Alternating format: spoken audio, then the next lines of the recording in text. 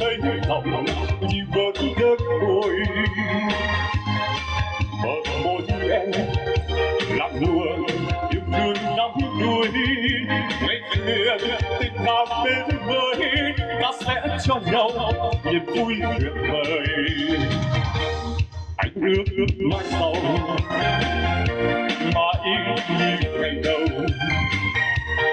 những lời ngọt ngào đưa anh vượt qua cơn đau ngày buồn. Mùa thu thay lá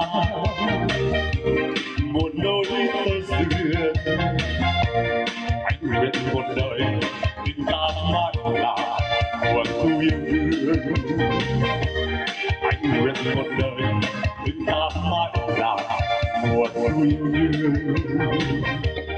Anh nguyện một đời tình ta mãi là mùa thu yêu đương.